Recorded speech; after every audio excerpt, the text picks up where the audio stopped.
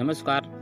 Motivation story में सभी महानुभावों का हार्दिक स्वागत एवं अभिनंदन है। क्या होता है, एक बार किसान भगवान से बड़ा नाराज हो गया, क्योंकि कभी कभार बाढ़ आ जाती थी तो कभी कभार सूखा पड़ जाता था, तो कभी कभार तेज धूप निकल जाती थी तो कभी कभार ओले पड़ जाते। हर बार किसी न किसी कारण से थोड़ी बहुत फसल खराब हो जाती थी।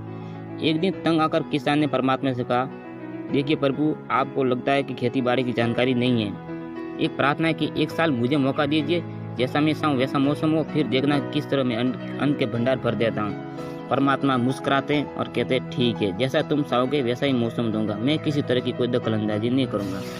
फिर अगले साल से किसान गेहूँ की फसल बोता है, जब चाहता तब पानी देता और जब चाहता तब धूप। लेकिन उसने कभी भी तेज धूप, ओले और आंधी जैसी चुनौतियों को आने नहीं दिया, और इसी तरह फसल बड़ी हो जाती है। तब किसान मन ही मन सोचता है कि अब चलेगा प्रभु को पता कि फसल किस तरह बोते हैं। बेकार इतने वर्षों तक हम किसानों को परेशान करते रहे। जब फसल काटने का समय आया तो किसान बड़े गर्व के साथ फसल काटने लगता है और फिर एकदम छाती पर हाथ रख कर बैठ जाता है, क्योंकि गेहूं की बाली में एक भी गेहूं नहीं था, सारी की सारी गेहूं की बालियां खाली थी।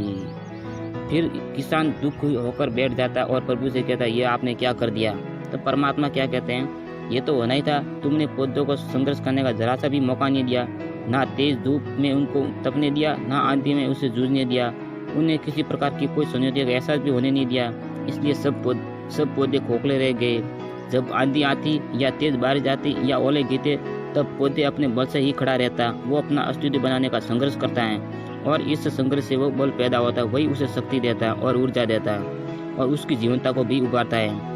जिस तरह सोने को कुंदन बनाने के लिए आग में तपने या हथौड़े से पीटने या गलने जैसी चुनौतियों का सामना करना पड़ता है, उसी तरह इस पौधे को भी इस चुनौतियों का सामना करना पड़ता है। इसी तरह किसान बहुत दुखी होता है। ठीक मित्रों, हमारी जिंदगी भी इस तरह की होती है। अगर जिंदगी में संघर्ष न हो तो हमारा जीवन खोखला रह जाता है, उसके अंदर कोई गुण नहीं आ पाता है। ये चुनौतियाँ ही होती है जो आदमी रूपी तलवार को धार देती है और उसे सशक्त बनाती है और प्रखर बनाती है।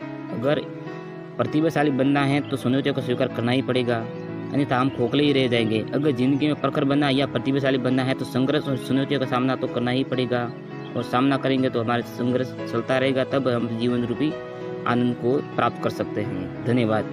मैं सुरेश भक्त राठौड़, मेरा जगह से।